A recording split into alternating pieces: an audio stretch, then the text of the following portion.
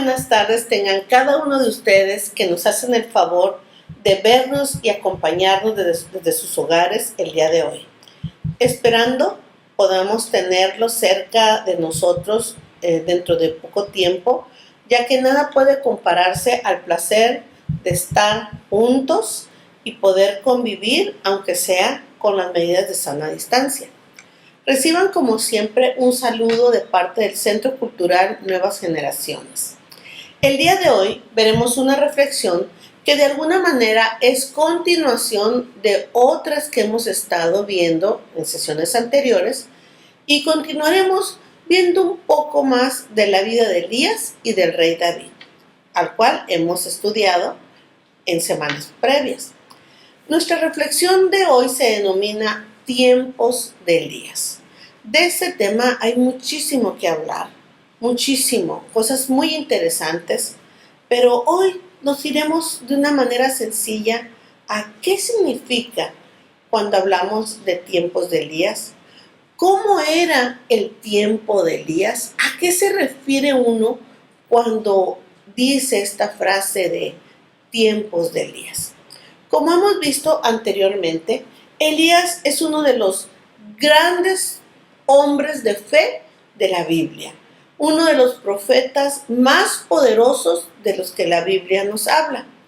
Cuando escuchamos hablar de Elías, inmediatamente nos lleva a pensar en las grandes manifestaciones de poder, de autoridad, de sus grandes hazañas, y lo recordamos como un hombre impresionante y poderoso.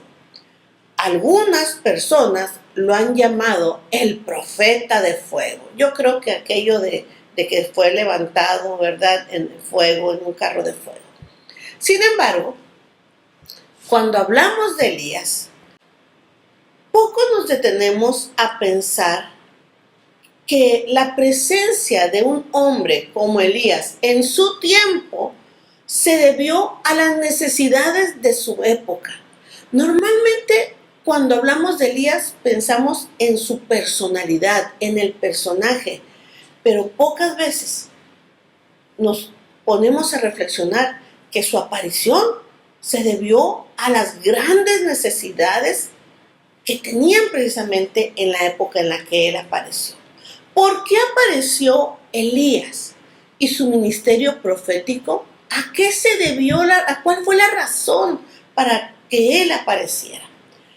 El contexto histórico en el tiempo de Elías, podemos decir así brevemente, que era la infidelidad de una sociedad que tenían un compromiso hecho, un compromiso que ellos tenían, que habían adquirido de tener adoración y gratitud exclusiva hacia Jehová, el Dios de sus padres.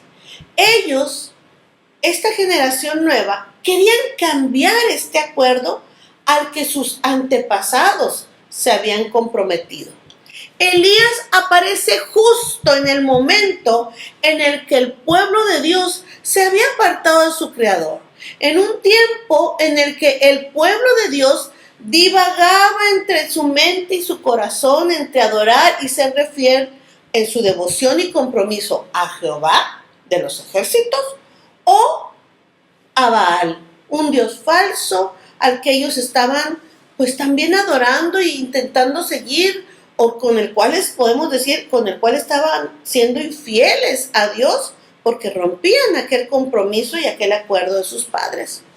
Elías entra en escena en un tiempo en el que el sistema religioso judío era un sistema religioso deslucido, gris, y tenemos que decir que estaban más interesados en sus propias ganancias personales más que en el reino de Dios. En el tiempo de Elías, los sacerdotes del sistema religioso habían perdido su sabor a sal. No servían más para nada, sino solo para ser pisoteados, y era lo que los sacerdotes de Baal estaban haciendo. Realmente estos sacerdotes de este dios pagano habían ganado mucho terreno dentro de de la civilización o de la cultura judía. Realmente el sacerdocio a Jehová estaba apagado.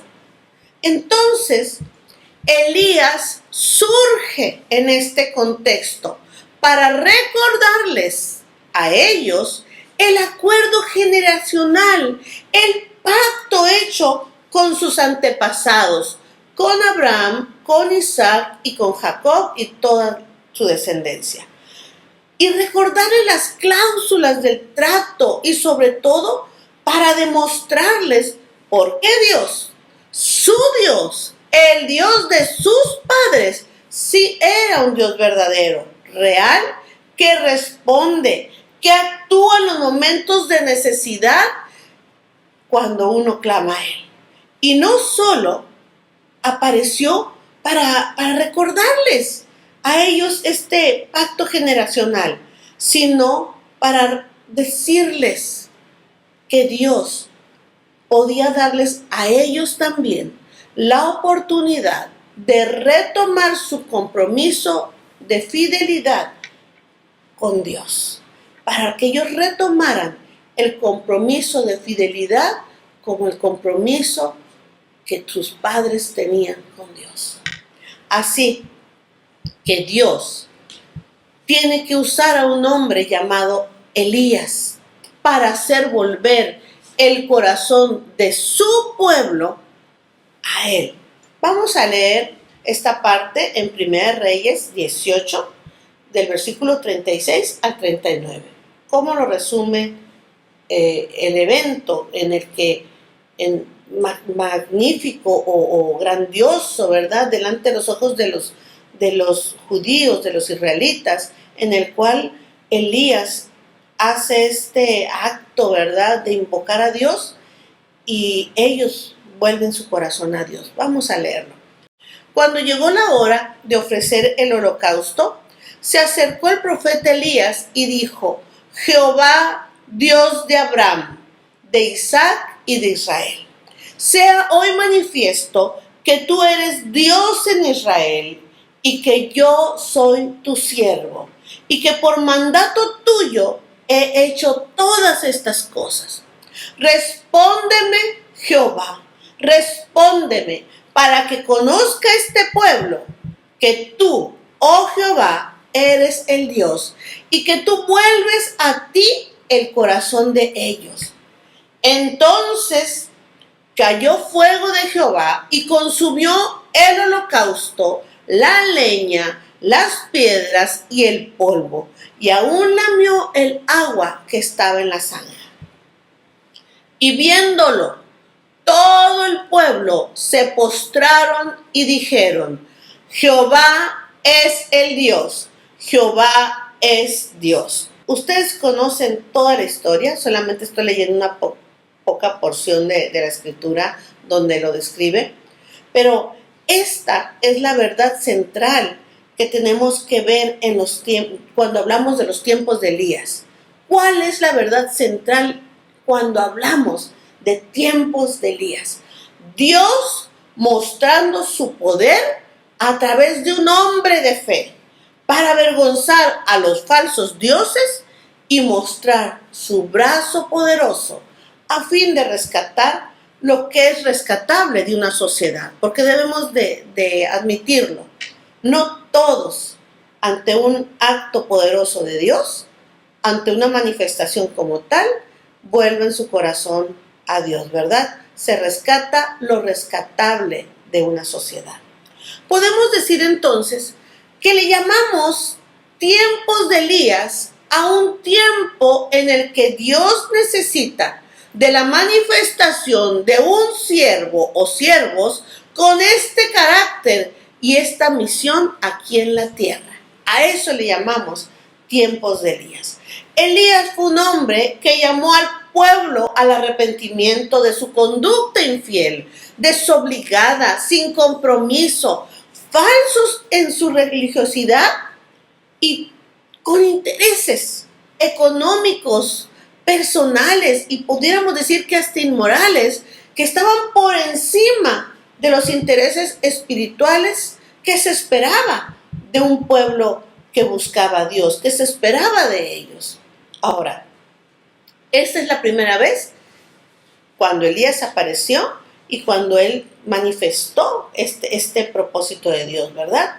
La segunda vez que pudiéramos decir o pudiéramos hablar de los tiempos de Elías, nos lleva necesariamente al tiempo de Jesús, ya en el Nuevo Testamento, precisamente antes de la manifestación de su ministerio. Como le digo, esto la primera vez fue en el Antiguo Testamento. Ahora, esta segunda vez que pudiéramos hablar de los tiempos de Elías, ya es en el Nuevo Testamento, para que usted más o menos se ubique en el tiempo. Este tiempo de Elías, en el Nuevo Testamento, fue representado por Juan el Bautista. Él llamó igualmente al pueblo al arrepentimiento de su frialdad hacia Dios. Esta misión de Juan fue anunciada desde antes de su concepción, desde antes que él naciera, desde antes que fuera engendrado. Dios avisó de esto, Dios lo anunció. Acompáñenme a leer un poquito de la vida de Juan, que es muy interesante. En Lucas, capítulo 1, versículo 13 al 17 dice: Pero el ángel le dijo a Zacarías: No temas, porque tu oración ha sido oída, y tu mujer Elizabeth te dará a luz un hijo, y llamarás su nombre Juan. Y tendrás gozo y alegría, y muchos se regocijarán de su nacimiento, porque será grande delante de Dios. No beberá vino ni sidra, y será lleno del Espíritu Santo, aún desde el vientre de su madre. Y hará que muchos de los hijos de Israel se conviertan al Señor Dios de ellos. Ahora quiero que escuche esto.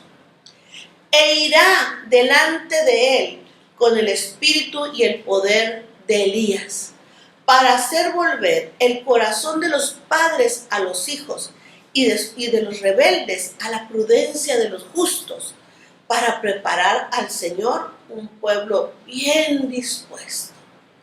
Me encanta cuando dice de Juan: e irá delante de él con el espíritu y el poder de Elías. En Juan reposaba el espíritu del profeta Elías. También en el Nuevo Testamento, en Mateo 11:14, Jesús dice de él: si queréis recibirlo, él es aquel Elías que había de venir.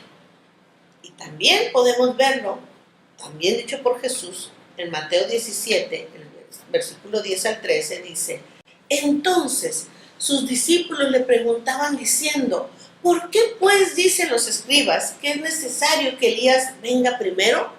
Respondiendo Jesús les dijo: a la verdad, Elías viene primero y restaurará todas las cosas. Mas os digo que Elías ya vino y no le conocieron, sino que hicieron con él todo lo que quisieron. Así también el Hijo del Hombre padecerá de ellos. Entonces los discípulos comprendieron que les hablaba o que les había hablado de Juan el Bautista. Dios no había hablado a su pueblo por más de 400 años. El pueblo de Dios se encontraba en la misma condición que la primera vez de la aparición de Elías, alejados de Dios, con una falsa religiosidad, con una hipócrita piedad, con intereses personales y económicos más que espirituales, y sobre todo había una sociedad llena de gente necesitada de Dios, enferma y oprimida en todos los sentidos. Y en este contexto aparece Juan el Bautista con el espíritu de Elías. Veamos un poquito del trabajo que hizo Juan el Bautista, cómo lo describe Mateo, capítulo 3, versículo 1 al 3. En aquellos días vino Juan el Bautista, predicando en el desierto de Judea, y diciendo: arrepentíos, porque el reino de los cielos se ha acercado. Pues este es aquel de quien habló el profeta Isaías, cuando dijo: voz del que clama en el desierto, preparad el camino del Señor, enderezad sus sendas. Como podemos ver, tanto el profeta Elías durante su ministerio como Juan el Bautista, sobre quien reposaba el espíritu de Elías, ambos preparaban el camino para Dios, para lo que Él iba a hacer aquí en la tierra. Exactamente, preparaba los corazones de las personas para recibir su perdón y su dirección, llamándolos al arrepentimiento. Usted se preguntará, ya hubo un tiempo de Elías, cuando él vino, ya vino un segundo tiempo de Elías. ¿Habrá otro tiempo al cual le podríamos llamar tiempo de Elías? Claro, la respuesta es sí. Malaquías, capítulo 4, versículo 5 dice, he aquí, yo os envío el profeta Elías antes que venga el día de Jehová, grande y terrible. Se necesitó un tiempo de Elías para preparar los corazones de las personas antes de que Cristo empezara su ministerio aquí en la tierra. Se necesitará otro tiempo de Elías para que prepare los corazones también antes de su segunda venida. Podemos decir entonces que le llamamos tiempos de Elías a un tiempo en el que Dios necesita de la manifestación de un siervo de Él con el carácter y la misión de Elías aquí en la tierra.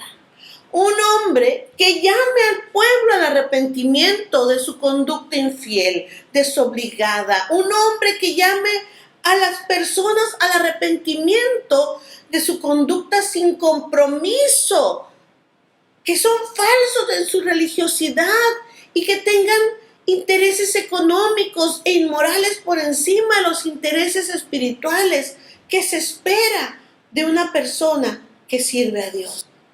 Se necesita un hombre, un siervo o muchos siervos que llamen al pueblo de Dios al arrepentimiento de su conducta equivocada. Yo creo que estamos corriendo a pasos agigantados a vivir nuevamente los tiempos de Elías. Tiempos en los que se necesitará como nunca que los siervos de Dios mostremos o muestren quién es su Dios. Un Dios que respalda, un Dios que sana, un Dios que suple las necesidades, un Dios que nos da la victoria sobre el oso o sobre el león o sobre los gigantes. Todos queremos tener grandes victorias en nuestras vidas. Todos queremos ver, así como Elías tuvo su victoria cuando se enfrentó a los profetas de Baal.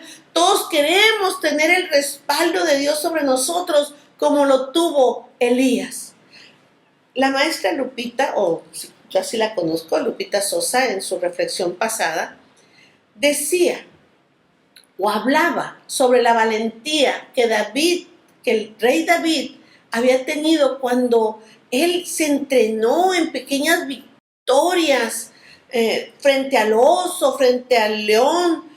Ella decía que David no fue un improvisado, que él no tuvo un golpe de suerte, sino que esa victoria fue una victoria ensayada, puesto que David, él no empezó a tener victorias el día que se enfrentó a Goliat, sino el día que se enfrentó al oso, el día que se enfrentó al león, él empezó a tener sus victorias. Y cabe decir que yo creo que antes de enfrentarse al oso o al león, tuvo que haber un coyote o un lobo o un gato montés o no sé qué tipo de animales existían en ese tiempo, ¿verdad? Pero creo que las grandes victorias se obtienen después de haber obtenido pequeñas victorias.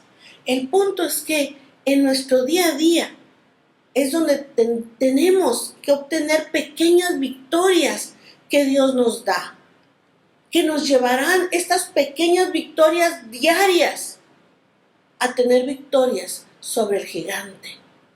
Todos queremos matar al gigante. Todos queremos que Dios esté con nosotros para matar al gigante.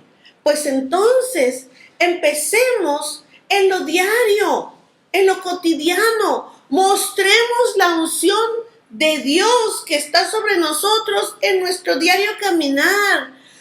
Camina como un ungido de Dios todos los días de tu vida. No esperes el golpe de suerte para poder matar al gigante. No esperes el golpe de suerte para entrar a los escenarios públicos. David, el rey David, practicó sus tiros con la honda durante muchos años para poder darle justo en medio de la frente a ese gigante. Si no te comportas, si yo no me comporto y vivimos como un siervo de Dios día a día, obteniendo victorias cotidianas, viendo la mano de Dios sobre nosotros en el día a día, yo le puedo asegurar que ni usted ni yo tendremos idea de cómo vencer al gigante cuando aparezca. Es tiempo de que el espíritu de Elías venga sobre nosotros, repose sobre nosotros y tengamos la facultad de desenmascarar las obras de las tinieblas, las falsas obras de las tinieblas. Si no nos levantamos, si usted no se levanta, si yo no me levanto en el poder del Espíritu Santo, entonces nuestras vidas serán y viviremos como los hombres naturales que no tienen el poder de Dios en su vida. Tendremos una vida sin victorias, sin unción, sin distinción por donde caminamos, por donde vivimos. Es tiempo de definirnos si vamos a ser un hombre, una mujer llenos del Espíritu de Dios, el cual cabe decir que necesitamos este Espíritu de Dios para superar este tiempo malo, para poder superar este tiempo de pandemia, de enfermedad, de luto, de muerte, de estrechez y tantos otros aspectos en los que ha habido problemas en esta época que nos tocó vivir. Es tiempo de llenarnos del Espíritu Santo de Dios.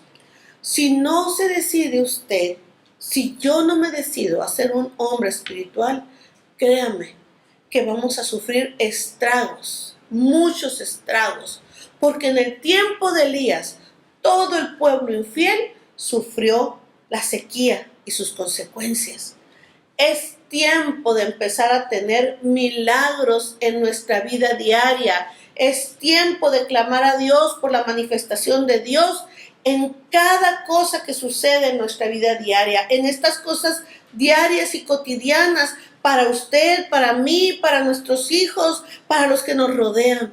Es el tiempo de empezar a mostrar y demostrarle a la gente quién es nuestro Dios, quién es el Dios de Israel, quién es Jehová de los ejércitos. Es tiempo de demostrarle a la gente quién es Dios.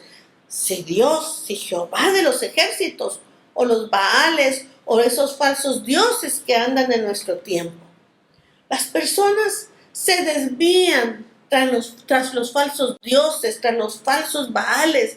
Ya es tiempo de que vean quién es Jehová, quién es Jesucristo y quién es el Espíritu Santo. Es tiempo de que el espíritu de Elías repose sobre sus escogidos para este tiempo. Es tiempo de que el espíritu de Elías repose sobre usted, repose sobre mí, repose sobre cada uno de nosotros que nos llamamos cristianos. Es tiempo de dejar ver quién es el Dios nuestro en nuestras vidas. Pero esto solo usted y yo podemos mostrarlo. Usted y yo somos esas cartas vivientes. 2 Corintios 3:3 dice, siendo manifiesto que sois carta de Cristo expedida por nosotros, escrita no con tinta, sino con el Espíritu del Dios vivo, no en tablas de piedra, sino en tablas de carne del corazón.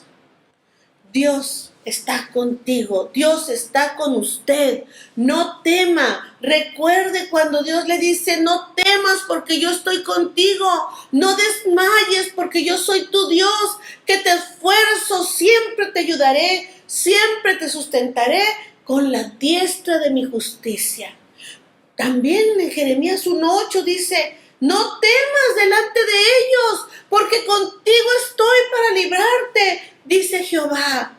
Jeremías 15:20 nos recuerda, y te pondré en este pueblo por muro fortificado de bronce, y pelearán contra ti, pero no te vencerán, porque yo estoy contigo para guardarte y para defenderte, dice Jehová. Y el Salmo 46:7 dice esto: Jehová de los ejércitos está con nosotros, nuestro refugio es el Dios de Jacob. Que el espíritu de Elías venga sobre nosotros para preparar el camino y los corazones de las personas para la venida, para la segunda venida de nuestro Señor Jesucristo. Yo espero que esta reflexión te anime, te empodere, te llene en el poder del Espíritu Santo y puedas vivir los tiempos de Elías siendo un siervo que muestre el poder de Dios en su vida a cada paso que va, a cada paso que da en su diario vivir. La verdad es un placer estar con ustedes. Reciban un abrazo y mi gratitud por acompañarnos. De todo mi corazón les deseo bienestar y salud. Nos vemos hasta la próxima.